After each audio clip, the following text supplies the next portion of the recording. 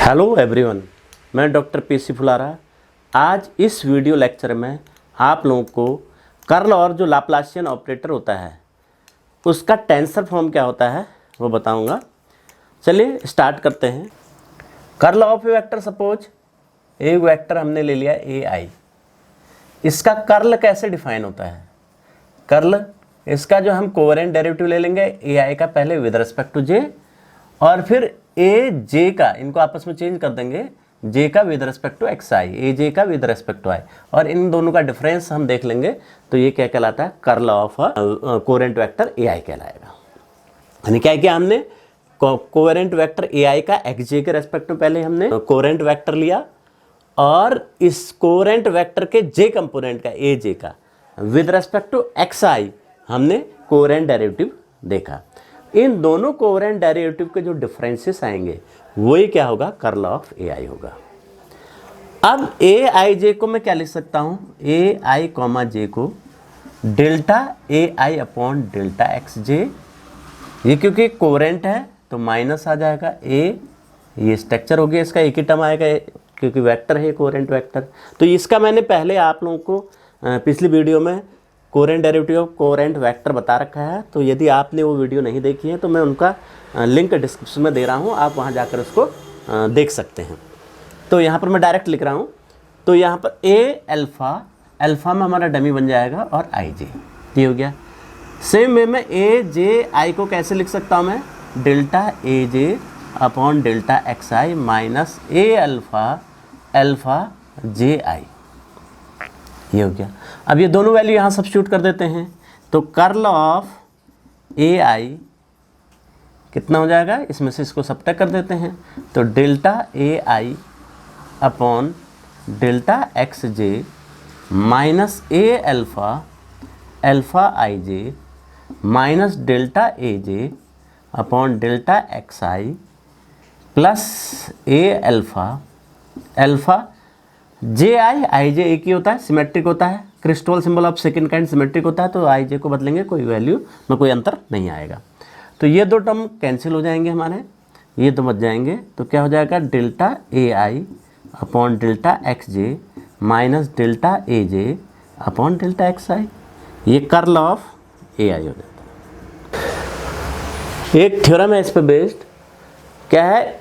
The covariant derivative of covariant vector is symmetric if and only if that covariant vector is a gradient of scalar function।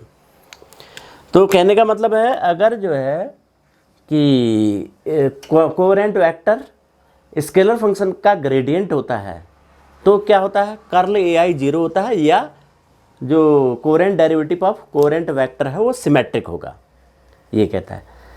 तो दूसरे शब्द में, यदि ये symmetric है, covariant derivative of covariant vector symmetric है, तो क्या होगा कि जो कोवेरिएंट वेक्टर है वो किसी स्केलर पॉइंट फंक्शन का ग्रेडियंट होगा। अब पहले इफ एंड ओनली इफ हैं, दो पार्ट में है ये। पहले इफ पार्ट हम ले लेते हैं। मान लेते हैं कि जो है A I J, covariant derivative of A I J is symmetric, ये सिमेट्रिक है।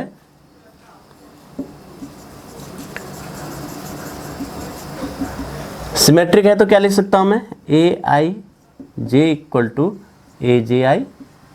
तो इसका मतलब क्या हुआ? A I J minus A J I equal to zero हो गया, यानी curl of A I equal to zero. अब curl of A I zero है तो कर्ल ऑफ ए आई की वैल्यू हमने क्या लिखी थी कि delta A I upon delta X J minus delta A J upon delta X आई, ये थी, ये भी जीरो हो जाएगा। तो इसका मतलब क्या हुआ? Delta A I upon delta X J equal to delta A J upon delta X I. अब इसको क्या लिख सकता हूँ मैं कि del A I upon del X J D X J से मल्टीप्लाइड कर दिया, del A J upon del X I D X J. देखो इसको क्या लिख सकता हूँ मैं? डी ए आई, और ये क्या हो जाएगा? ये ऐसे रहेगा del A J upon del X I D X J. अब इसको इंटीग्रेट कर देते हैं, A I equal to integration del A J del X I D X J. अब पार्शियल डिफरेंशिएशन के डेफिनेशन से इंटीग्रेशन की, तो ये प्रॉपर्टी से ये क्या लिख सकता हूँ मैं, डी एक्स जे लिख सकता हूँ।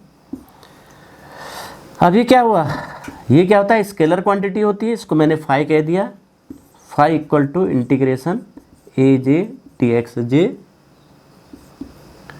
तो तब क्या बन जाएगा, ये A I del phi upon del X I हो जाएगा। तो A phi A I equal to del phi, ये क्या होता है, ग्रेडियंट ऑफ फाई। यानी यदि कहने का मतलब ये है कि coherent derivative of A coherent vector is symmetric, ये सिमेट्रिक है, तो क्या होगा तब, जो कोरेंट जो वेक्टर है वो क्या होगा, gradient of some scalar function. ये हो गया, ये हमने शो कर दिया। ये तो ई पार्ट होगा। ओनली ई पार्ट में हम क्या करते हैं कि हम लेके चलते हैं कि जो ए आई है वो ग्रेडियंट ऑफ फाई है, तो हम शो कर देंगे कि क्या होगा, वो जो coherent derivative of coherent vector होगा उस वेक्टर का वो क्या होगा, सिमेट्रिक होगा। देखिए ओनली ई पार्ट लेते हैं। ओनली ई पार्ट में हम क्या लेंगे कि जो कोरेंट वेक्टर है A I J is gradient of some scalar function grad phi, ये ले लिया हमने। तो ग्रेड फाई होगा तो इसको क्या लिख सकता हूँ, del phi upon del x लिख सकता हूँ।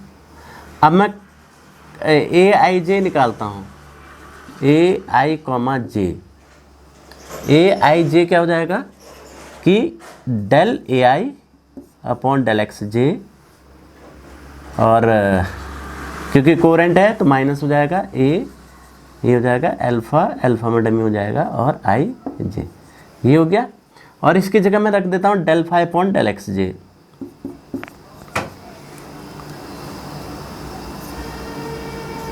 ये बाद में रख देंगे ऐसी। ए जे आई निकालूंगा तो क्या होगा, delta A J upon delta X I minus A alpha, alpha जे आई हो गया, आई जे हो गया। इन दोनों का डिफरेंस निकालूंगा क्योंकि मुझे इसको सिमेट्रिक शो करना है, माइनस ए जे आई, तो ये क्या हो जाएगा, delta A I upon delta X J minus delta A J upon delta X आई।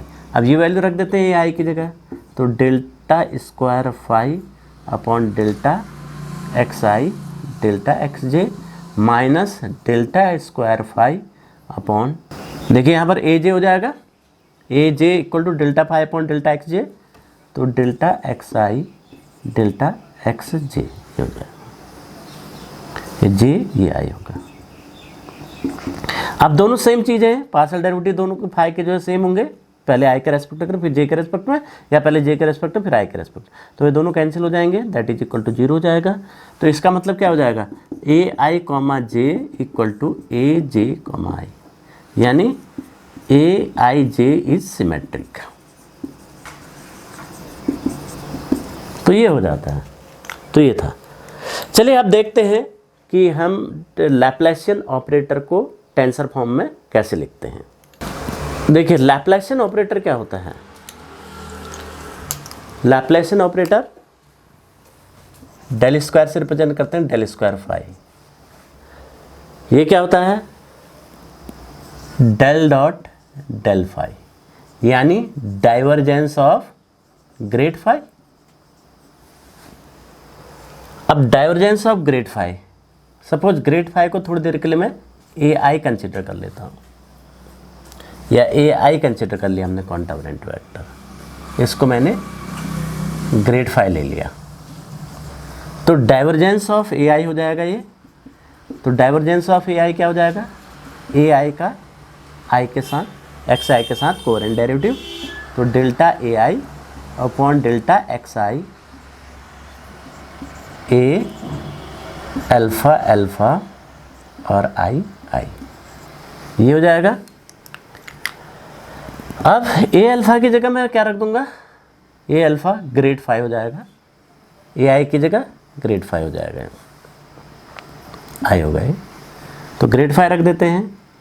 तो डेल अपॉन डेल एक्स आई ए आई, यानी ग्रेड फाई क्या हो गया, डेल्टा एक्स आई हो गया, तो यहाँ पर delta phi upon delta X I रख देते हैं, प्लस यहाँ पर भी delta phi upon delta X I हो जाएगा।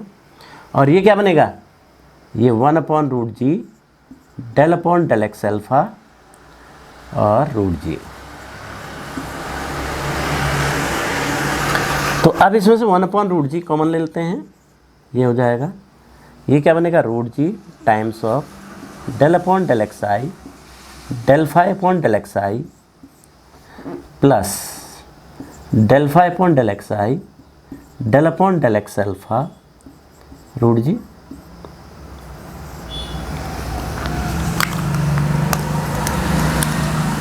अब इस पूरे एक्सप्रेशन में हम अल्फ़ा को किससे आई से रिप्लेस कर देते हैं, रियल सफिक्स है तो सब जगह रिप्लेस करेंगे, इसको एक ही जगह पर है तो हम इसको क्या लिख सकते हैं, अगर ये अल्फ़ा आई हो जाएगा del xi, तो del xi कितना हो जाएगा, ये √g times of del xi,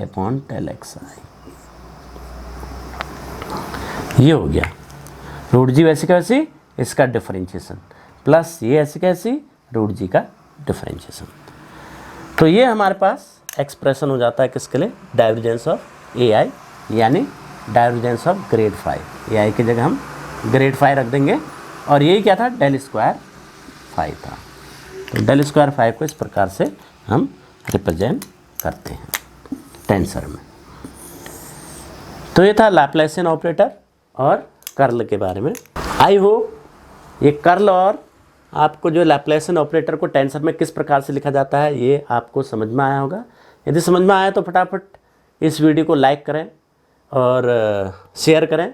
यदि इस चैनल पर नए हैं तो आप इसको सब्सक्राइब करें। Thank you.